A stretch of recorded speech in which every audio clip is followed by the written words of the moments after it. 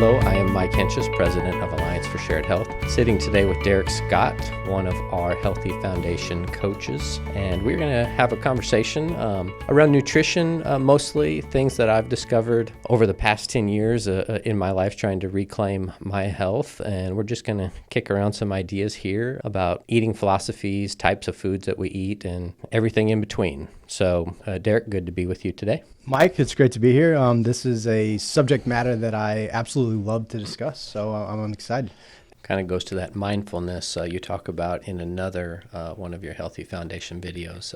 That's really been helpful to me since I've got a chance to watch that, and just being aware of what you're doing at all times, especially when we eat. Yeah, do you know what's funny about the mindfulness thing is I get accused of being a little granola when I start talking about mindfulness. But in actuality, mindfulness is simply being present and being all in to the decisions that you're making. And when you do that, that mindfulness, that awareness will change your behavior.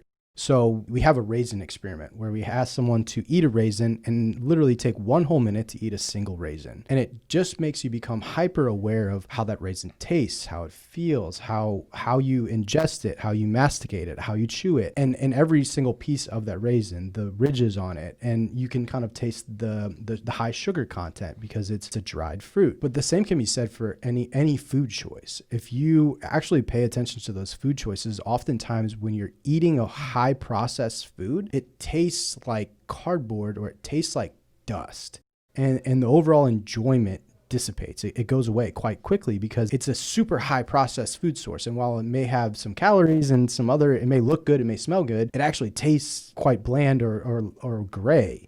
Whereas if you're eating a very well prepared, high quality food, and it could be something, oftentimes the memory that it evokes is like a grandmother or a grandparent or somebody who's caring for you, who's making a quote unquote home cooked meal, which is usually whole single ingredient foods like some chicken, some potatoes, something like that, right? Or some broccoli and some vegetables that are prepared the way that you like it, and you eat it slowly and mindfully, you're going to really enjoy those foods. It might have some good spices, it might have, whatever it may be, and your body benefits from it twofold.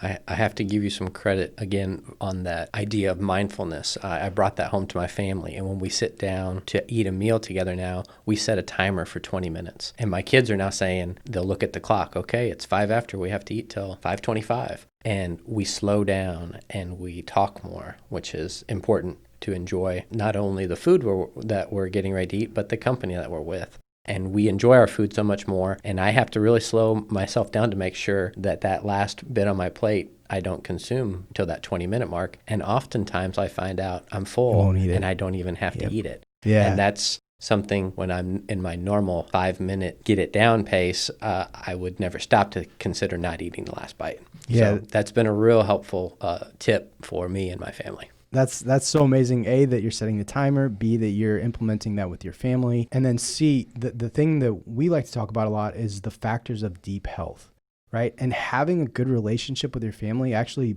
paying attention to those people, places, and things that are there actually affects your health tenfold. And you never think about it, right? I don't think about having a meal with my brothers or my family as impacting my health. But in actuality, it does. It serves as one of the foundations of having good behavioral practices or good health practices.